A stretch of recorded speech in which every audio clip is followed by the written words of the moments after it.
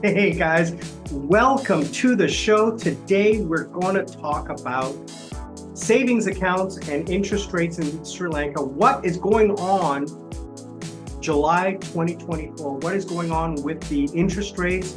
What can you expect and how can you benefit? And there's something new, so check it out right after this.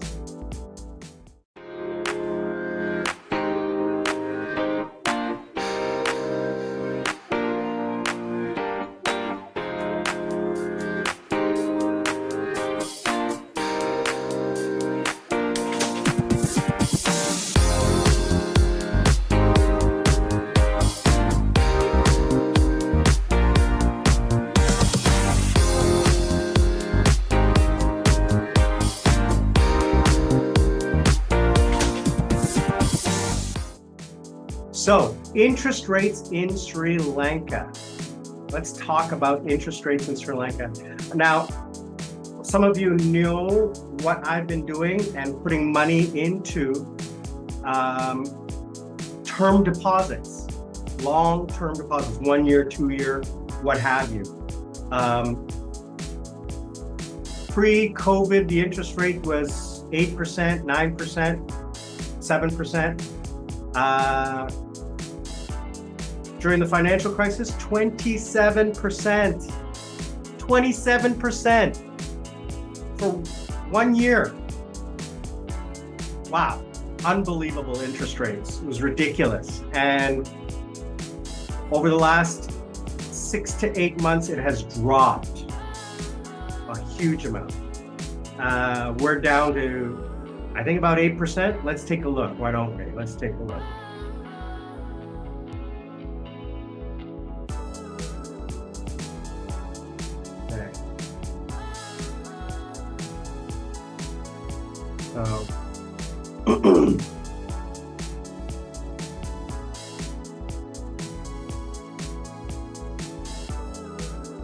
So commercial bank is the one I deal with. All right. So right now,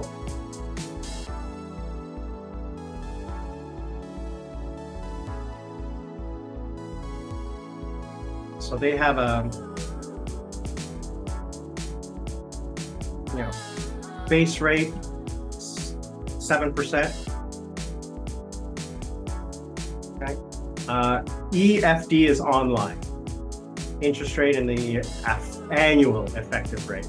So you can get 1 month, 2 month, 3 month, 4 months, 6 months, 12 months. Interest paid monthly.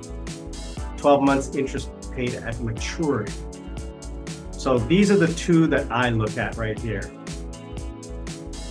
So right now, the best rate you can get is 8% at 1 year term. There's not much difference between 7.88 and 8%. You're not going to make, if you're wanting your money at monthly, it should be a large amount. If you have a small amount, then you would put it at maturity. I personally would not go any higher than 2 years. If I can lock my money away for 2 years at 9%, and I don't need that money, I would put it at 9% for 2 years. 9.5 for 3 years, or 9.9 for 4 years, 10.35 for 5 years. Monthly interest, you're not making that much because the interest rate probably is not going to go any lower than 8%, 7%. 7% is my prediction for the minimum amount. Okay. Now there are others who will contest that. I don't think it'll go any lower. Will it go higher? I think it will. I think it will go dramatically higher than what it is right now. I think it'll creep back up around 10 or 11%. And Darren is going to agree with me. I hope, Darren, you'll agree with me in that once the IMF results come in and they have to deliver on the payback, right now they're not having to pay any interest payments. So the stockpile of foreign money is US dollars is growing. So I think, sorry, just give me 1 second to work.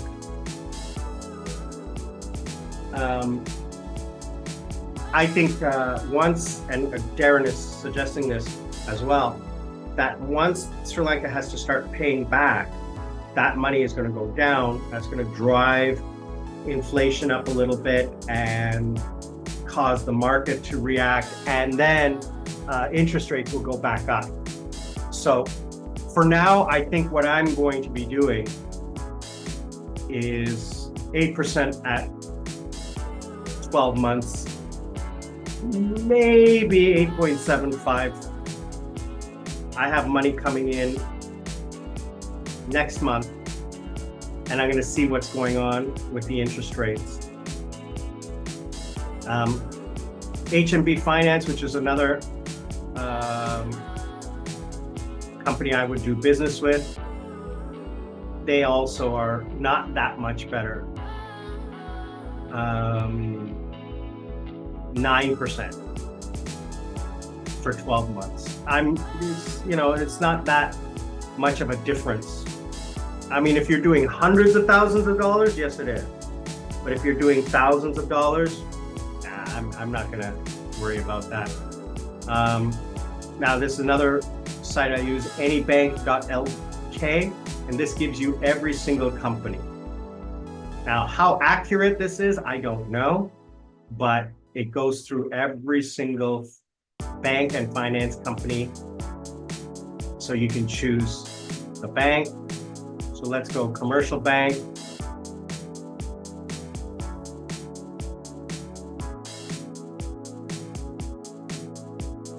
And call deposits, I don't know what that is, fixed deposits. So it looks like they're pretty accurate. Because it was 7.5%, and then if you do it online, which I can do, it's 8%.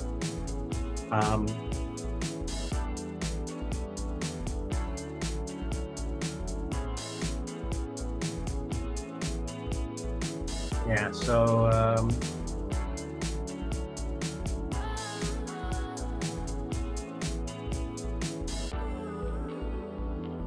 5% US dollars. Maybe I'll do that.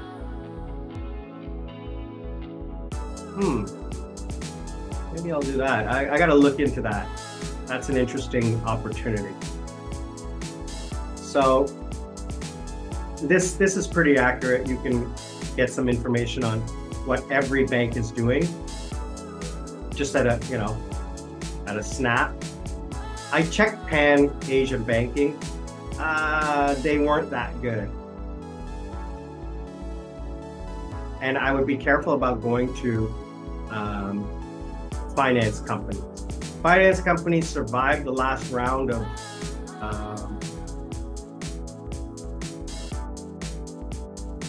the financial crisis, but if there's a second financial crisis, I don't know if they will survive. So, but as you can see, there is not that big of a difference. There was a huge difference last year when the finance companies were offering huge differences. When it was 27%, they were all the same. But when it started coming down, the finance companies were still higher than the bank. So like, for example, when I got my last one at 14.5% last year. So I have a couple at 14, 15, 13%. The finance companies were offering 15 and 16%. But I didn't want to go into with the finance companies. I wasn't putting that much in. I put in a lot, but not that much to cause a difference. The bank offered me a slightly higher interest rate for maturity. And then I did it online. So I got a plus. And I'm dealing with my personal bank. So, so you're seeing 24 months, let's go 12 months, interest at maturity. So yeah, it was accurate. That website was accurate. So online, 8%, 12 months, 9%. So 1% difference. Okay. But that's AER on maturity. I mean, that's not a big difference between per annum and AER. 10% is pretty good. I mean, they're offering, but AER is not that much difference. If it was actually 12% for 60 months, then I would be interested in it. So now, here is the question I get asked all the time. Can a foreigner invest in Sri Lanka? And that's a good question.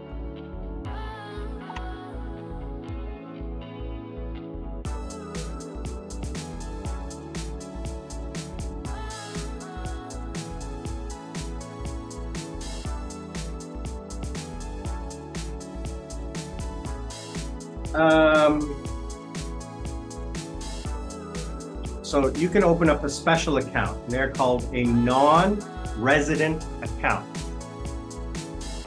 And so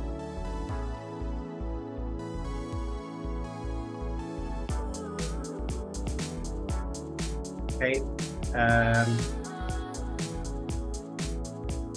they call a special deposit account.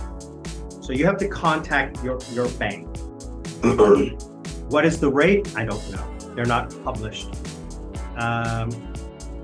So minimum of 6 months. It can be opened in a foreign currency or Sri Lankan rupees. And it can be maximum of 24 months. It can be rolled over. Higher interest rate than offered by respective banks, 1% above the normal rate per annum for 6 months. 12 months deposit gets 2%. Now,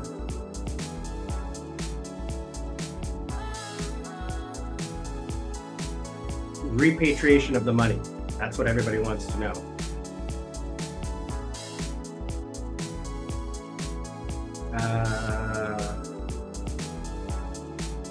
I don't see what you can do with the money. Permitted to transfer maturity person to an inward investment account or a personal foreign currency account inside the country.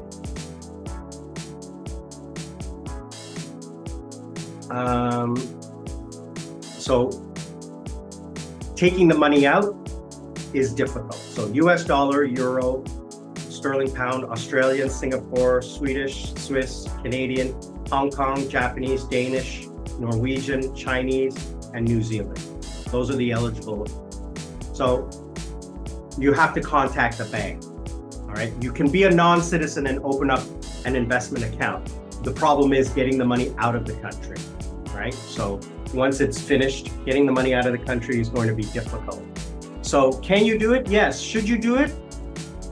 Let me tell you something. Here's my opinion. Sorry guys, can you give me 1 second? Yeah, sorry about that. Had a delivery. My AliExpress deliveries came in today, and you guys gotta check these out. Check the next video. Next video after this one is AliExpress versus Dara's. You gotta check that video out. Anyway, should you do investment in Sri Lanka? And I say, if you are traveling to Sri Lanka and you are traveling here a lot on vacation, if you're looking to come to Sri Lanka to retire, then yes, you should. Put a little bit of money, because then when you come here, the interest that has now moved into a savings account, to a regular checking account or a debit account, you can use that money when you're traveling here. You don't have to import money from overseas. You don't have to carry money from overseas. You don't have to worry about credit cards, debit cards, ATMs, or what have you. You use local currency and local money. Is it smart? Probably not. I mean, it's free. If you have a few $1,000, $10,000 US that, you know, it's extra, then you can bring it over here and invest it and earn interest on it. You'll pay 5% income on it, income tax, withholding tax. They take it right out of the deposit when it comes to maturity. They take it right out. Talk to a tax lawyer to find out the implications. I'm not a financial wizard. I'm not offering any financial advice. I'm just answering questions that people have asked me. In my opinion, if you've got the money and you're coming here for like full-time or part-time or travel, like on a regular basis, and you're a non-citizen, yeah, it's probably something you could think about and research. Always research. If you're a citizen, I highly recommend it. Highly recommend it. Bring your money over, invest it here, and earn more interest than you could on money that is overseas. Overseas money does not earn as much interest as it does here versus the inflation or the depreciation. I'm not talking about bring all your money over here, diversify, but buy into the money that you're going to spend on a vacation here, okay? Use that interest to spend on your vacation. Now, there's something else that I just saw that came out.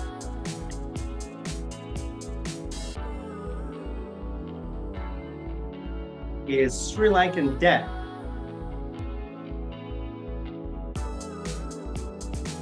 You can buy debt bonds or something like that, and the minimum amount is $20,000. I'm not sure whether they're T-bills or something like that, but you can buy 10-year debt bonds from commercial bank, and the interest rate is 13.5%. Now, I don't know much about it, but I did speak to one of my Korean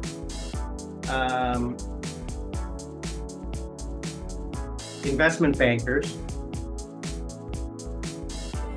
and he was saying that it is a good deal.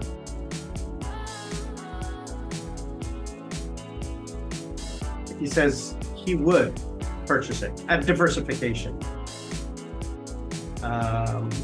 Right now, T-bills are 5-year, 5 million rupees at maturity, 10%. That's not a big deal. But this other thing that I saw, which you need to contact your bank about, or contact commercial bank, was 13.5%. Now, 13.5%, 20,000 US dollars is the minimum amount. I think that might be something you might want to look into as an investment, long-term investment, because it's at maturity, I think. I'm not sure. Again, these are things you need to look into. There are opportunities to earn more interest in Sri Lanka than there is at your home. If you're going to spend money in Sri Lanka, it should be, why not at a higher interest? So you need to look at how much interest am I earning back home? How much interest am I earning in Sri Lanka? What is the depreciation? What is the exchange? You need to factor all of those numbers in, and I can't do that. But overall, it does make sense. If I am going to spend, let's say, $1,000 US in Sri Lanka for 1 month of living here, and I can earn that interest over the course of 1 year, okay?